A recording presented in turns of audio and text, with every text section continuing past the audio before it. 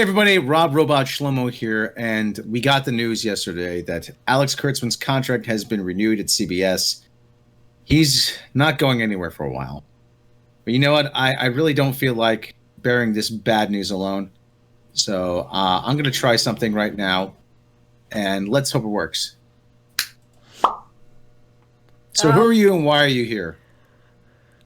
That's not how that's supposed to be. No, I'm supposed to do that and you appear. I'm Mecha. Why am I here? Help. Because we're attending a wake for a friend. And that friend is Star Trek. Oh, okay. I thought you meant Tucker. Like, did Tucker? He's a baby. No, Tucker's fine. Okay. Tucker's fine. The squirrel? Thank you. The squirrel's also fine. Okay. And Chonkers is fine, yeah. But Star Trek is not fine. Oh, it's been dead for a while. I think we've all been saying it's dead. Well, now they've officially they're just dancing on its grave. So Alex Kurtzman, yesterday, the Deadline reported this. Alex Kurtzman inks mega deal overall with CBS Studios. They're putting not just Star Trek in his hands, they're putting the whole of CBS into his hands. Who does he have naked pictures of? Or how? Did he mean two less Moonfez or something? I mean, maybe he's having an affair with Sherry Redstone? Ew, what the hell? That might explain it. Alex Kurtzman, the top producer on CBS Studios roster and architect of the studio Star Trek universe. See, now, architect implies that you're building something. He hasn't built anything. Top producer. Okay, that just means he's producing the most shit all at the same time. Well, let's continue. No financial terms being disclosed, but I hear the pact is in the $150 million range, putting Kurtzman at the very top tier of television writer-producers. The agreement will keep Kurtzman's secret hideout, secret robot, secret reboot, bad reboot, as CBS Studios through 2026, also giving the studio exclusive rights to the company's projects for all platforms, including a series of adaptations of Stephen King's short stories, the New York Times special Bargain Rates. Additionally, Kurtzman will remain at the helm of the growing Star Trek franchise for the next 6 years. Heather Caden will continue to lead Secret Hideout content team along with SVP, Senior Vice President Aaron Byers. So he basically blamed it all on the people before him. That's why we got all the little altercation confirmations and like, oh, no. The only thing that was bad were the people before me. Everything he makes they don't like, though. Look at Clarice. I mean, are they just rewarding how many things he does? They're rewarding the promise of what he could do. And this obviously, listen, you're breaking this news on a Sunday, a Sunday afternoon, before the markets open on Monday. That's the important thing here. This is pretty much this was couched to get people excited about this news, not us, investors. Well, let's see what the investors are saying, because I lost a little bit of money in the last, 2 hours. Oh, Viacom is down. ViacomCBS is down. I'm a shareholder, by the way. I'm a literal shareholder. I do have shares in Viacom. So you have more of a right to complain. I have a stake in this. Stop hiring Alex Kurtzman for this. You're losing her money. You're losing me money, and I need to buy He-Man figures. Damn it! I got a Castle Grayskull figure to buy. Oh my god. Well, this backfired. I mean, listen, it's short. It's a short-term loss. loss. That's the part we didn't anticipate. We did not know that he was going to lose the money. All right, so I'm laughing about this. Maybe I will do a video on my channel. I wasn't going to because people just put words in my mouth and assume I said that Seth MacFarlane is going to buy it, which I've done videos basically debunking all of the rumors out there and pointing them right back to who starts them. It's usually, there's a little, should we name names? Well, you can edit it out after if you don't, but there's one little YouTube channel that's kind of anti-people who don't like modern-day Trek, who create 4chan rumors for people to do videos on, and I've done videos naming that person and saying, now here's why it's wrong, and here's where they've flat out admitting that they were lying on this stuff. This, I didn't anticipate. I've done videos calling out, Seth MacFarlane not probably buying Star Trek, how they didn't want to sell it because they wanted more than it's worth. They didn't want to let it go at a loss or a discount. And my DM says. Well, but the thing is now, that like I said, this was designed. This announcement was designed to get people excited, get the investors. Oh my God! Wow, they've locked up Alex Kurtzman for 6 years.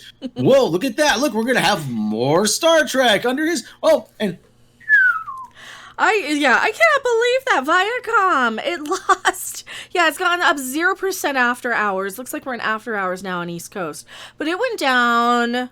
Yeah, the market closed about an hour ago.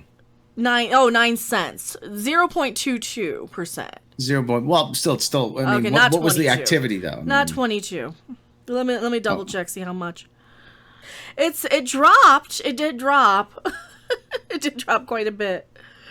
Yeah, I mean, it's actually been dropping all week. If you really look at it, it's actually been dropping all week for the past week. But it did drop 2%. Oh, it dropped 2% in the past week. Like it peaked actually. Looks like on Wednesday.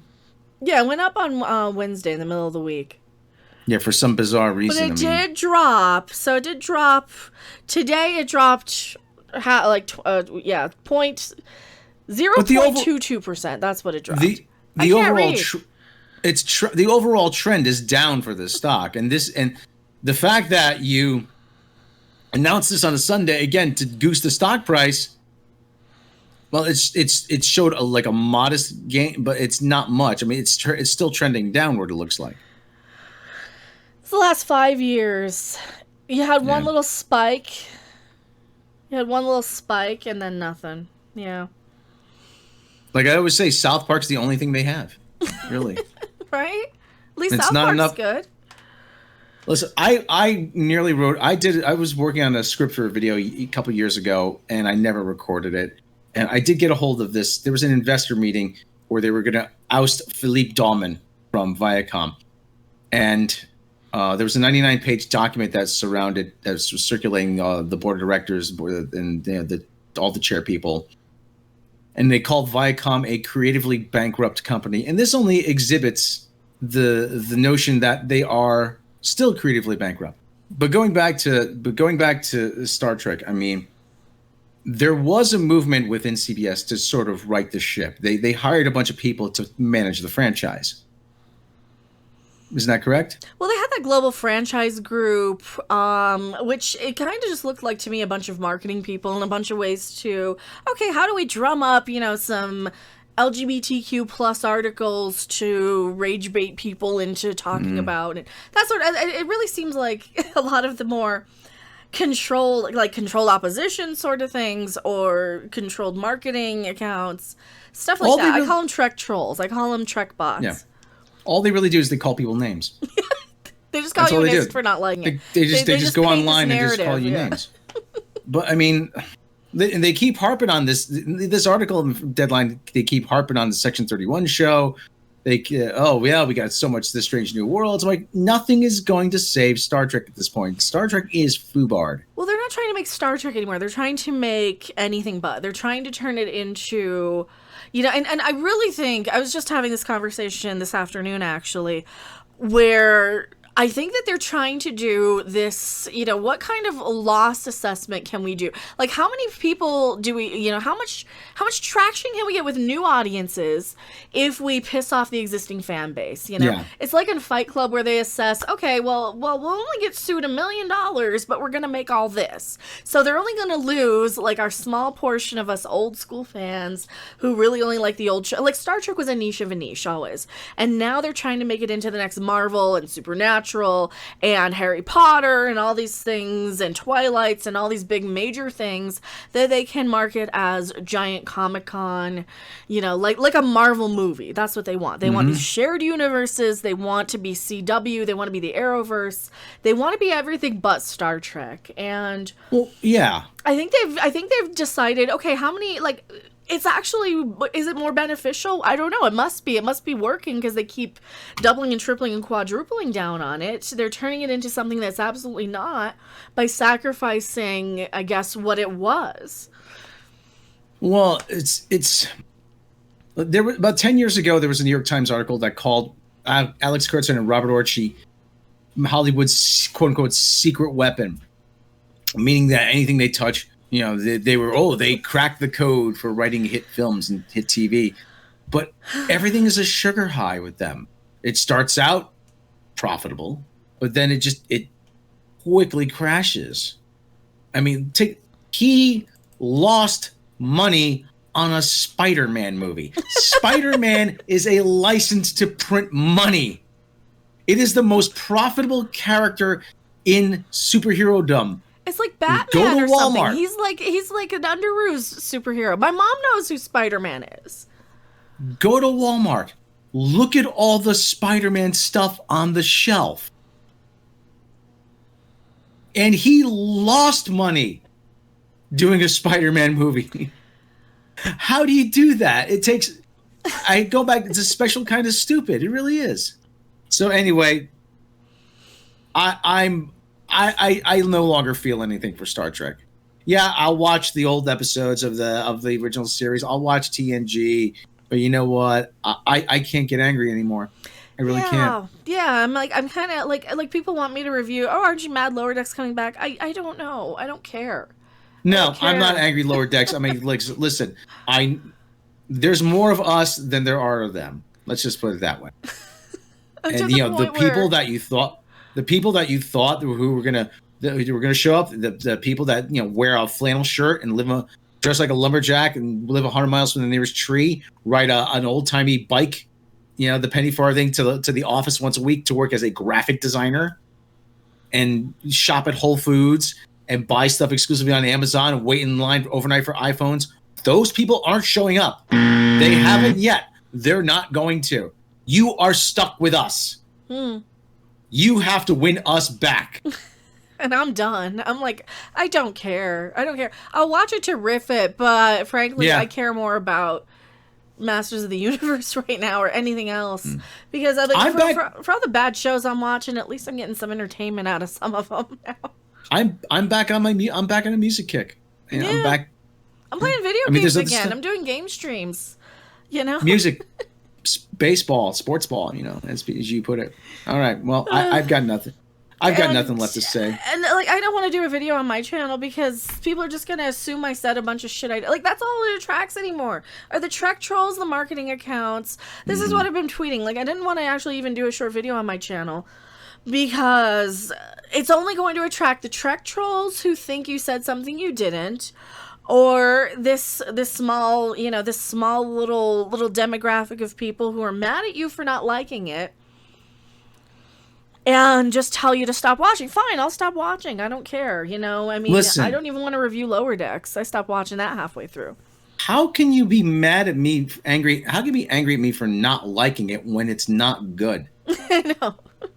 I'm not under any obligation to like it because it has the Star Trek. Oh, but it's Star Trek. I'm like, no, it's not. It's not Star Trek. Oh, but they say it's Star Trek. I'm like, I don't care. Well, they're wrong. I don't care. I can grab 3 other guys off the street, call ourselves the Beatles, and we're not going to be the Beatles. That's really what it boils down to. It's like, if you put it into music terms like that, it is like when they replace a singer or a creator or the songwriter. I mean, how good are some of these bands once they replace your main singer or songwriter? They're not. They're shit. They're just a shell of their former selves. There's something that you don't want to listen to and it feels like a cover band. All right, well, why am I paying top dollar for a cover band?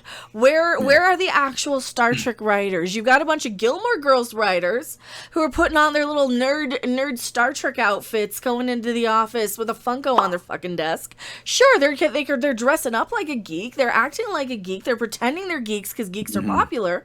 But no, I want to hear what the guy who knows how to fucking build a PC tells me about Star Trek, not what some Gilmore Girls writer has to say about it, because it's a different thing. It comes back to Red Letter Media. I'm like, when they said Jay knows about as much as Star Trek as the average dumb fan. It says, what do you know, Picard? Earl Grey, Make It So, Engage. I mean, they know Big Bang Theory references. The Borg. That's about, like I said, it's all just to the next reference. Oh, the Borg. I recognize that. Oh, Picard, Earl Grey tea. I know what that is. That's who they're making Star Trek for. People who have an active disdain for Star Trek. And that's not me. I love Star Trek. People who think they're supposed to like it because it's a geek thing. That's another one. They think that, it's a geek thing. I'm supposed to like this. Let's make it to my liking now. Well, maybe you don't like geek things. It was for everybody. Star Trek was for everybody and for anybody who wanted to. not just geeks, but you know. I was in 2nd grade when The Voyage Home came out. I was 4 years old, sitting in the living area of my parents, my grandfather's house, watching reruns of Star Trek on WPIX Channel 11 in New York. And that on a Saturday afternoon, they used to rerun it on Saturday afternoon. And one of my first memories of Star Trek is the episode Arena. Captain Kirk dropping the mortar, the photon mortar into the shell, into the tube. Now, I don't remember the whole thing, but I remember that. I have bits and pieces of what little girls are made of the episode. Well, Arena's where he fights the Gorn, though. Right? Yeah. So you get that. Like, yeah, I have memories you have little memories here and there. And then you go back and you watch it later, right? But there's always going to be something that attracts you to it in the first place. And this new stuff like Prodigy, it is so generic. It looks like Fortnite skins. It looks like nothing. Lower Decks is just Rick and Morty. It's just Trek and Morty, and I don't like Rick and Morty. Yeah. Like I said about Prodigy, if Prodigy adhered to the rules of Star Trek, the show would be over in 5 seconds. Commander, we've received a subspace signal from the USS Protostar. The navigation computer has booted up and it's sending a transponder signal back to Starbase 111. All right, send a deactivation signal. Send a recovery team out to recover the ship and arrest anybody who's on board. That's it. End the show. End of show. But no. This am Star Trek now. All right. Well, I haven't got much more to say. Star Trek. Like I said, Star Trek is going to have to work hard to win me back. Yeah, Star Trek's really dead, and I'm tired of arguing with people who don't listen to what I say about it. So. Yeah. Well, like I said, until further notice, this space for rent. So. I'm Mecha, and I'm Shlomo, and it's your channel. This is my channel. I get to say goodbye. Right. Goodbye, everybody. See you next time. Yeah, no.